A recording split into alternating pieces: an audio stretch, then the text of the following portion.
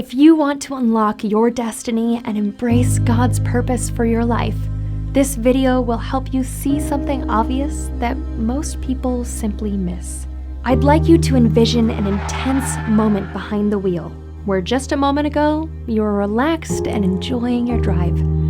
Suddenly, an oncoming car swerves across the center line, hurling towards you. Your heart races, and time slows. In a hair-raising instant, the other driver violently jerks their vehicle back, narrowly missing you.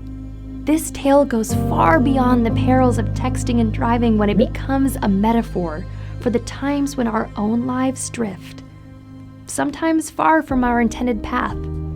To unlock God's purpose and destiny in our lives, we need to first recognize how no one, absolutely no one, ever crosses the center line deliberately.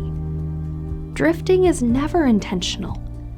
Instead, we take our eyes off the road, eyes off our path, and that is when the drift begins. The Bible even mentions drift when it says, we must pay the most careful attention to what we have heard so that we do not drift away. We can see this drift inside a compelling story about two married men, both 25 years old, who each bought their first home.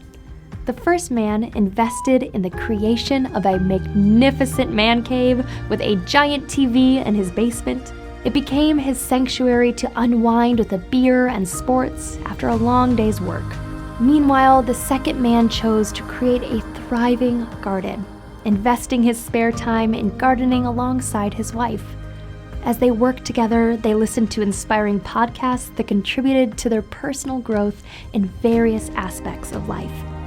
Fast forward 2 decades, and let's follow their paths where the first man found himself stuck in the same job, burdened with an extra 20 pounds, and divorced. In stark contrast, the second man made a consistent climb up the corporate ladder, acquiring a thrilling job with substantial responsibilities. He boasted excellent physical fitness and a flourishing family life. It was as if one of them had diligently kept his focus on the road to a fulfilling life, while the other had somehow, someway, drifted to some place he never intended to be. The disparity between these two men in just 2 decades is truly remarkable. Consider the implications if these trajectories were to extend indefinitely. What an unimaginable separation it would become. The slip-sliding away is so prevalent that the Bible contains numerous calls for us to pay attention so we don't drift away from our best future. Here are just a few more notable examples. My son, pay attention to what I say. Turn your ear to my words.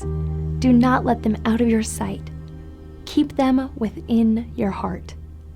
Enter through the narrow gate, for wide is the gate and broad is the road that leads to destruction, and many enter through it. But small is the gate and narrow is the road that leads to life, and only a few find it. These words all express God's heart.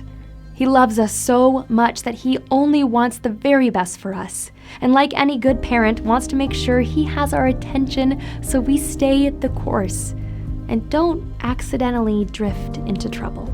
Unfortunately, there is no magic pill or 3-step sermon that will keep you from drifting. Instead, it requires us to pay close attention to where we've been and where we are going. It's like a recalibrating, taking inventory, or going on a trip where we follow a map.